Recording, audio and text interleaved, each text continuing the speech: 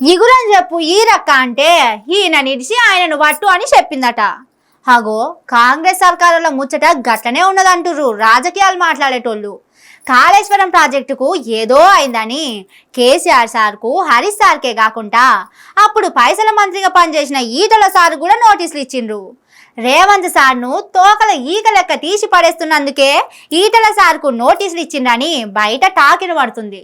అయితే దీని మీద ఏమంటారు ఈటల సార్ అని అడిగితే హగ్గి మీద గుగ్గిలమైండు రాజేందర్ సారు. నా జోలికొస్తే కాంగ్రెస్ వాళ్ళను ఈటల లెక్కనే గుచ్చిపడేస్తా అంటుండు ఈటల సారు. నోటీసులు ఇచ్చిండ్రు, ఎంక్వైరీకి పోతారా సార్ అనంటే టీవీలనే చూసినా నాకింకా నోటీసులు రాలే. అయినా గీ తుతుంబ నోటీసులకు భయపడతాడా ఈటల రాజేందర్? ఇవన్నీ కాంగ్రెస్ వాళ్ళు ఆడలేక గజ్జలు పాతగున్నాయన్నట్టు ఆడే డ్రామాలు. పైసల మంత్రి నాకు నోటీసులు ఇచ్చిండ్రు సూపర్. మరి అదే టైంలో నాతోటి మంత్రులుగా తుమ్మల నాగేశ్వరరావు, జూపల్లి కృష్ణారావు కూడా ఉన్నారు, కడియం కూడా ఉండు. వాళ్ళకెందుకు నోటీసులు పంపలేదు? మరి అప్పుడు మంత్రులు ఉన్న వాళ్ళకు సుతం నోటీసులు పంపిస్తే నేను కూడా ఈ సర్కారు నియతిగా ఎంక్వైరీకి పిలుస్తుందని అనుకునేటోన్ని. ప్రతిపక్షములు ఉన్నోళ్ళకే పంపుతుందంటే దాని వెనక పొంటి ఏం మతలబ్ ఉందో తెలియనంత అమాయకులు ఎవరున్నారనుకొచ్చిండు. నేను పైసల మంత్రి ఉన్నప్పుడు ఇప్పటి చీఫ్ సెక్రటరీ రామకృష్ణరావే ఫైనాన్స్ సెక్రటరీ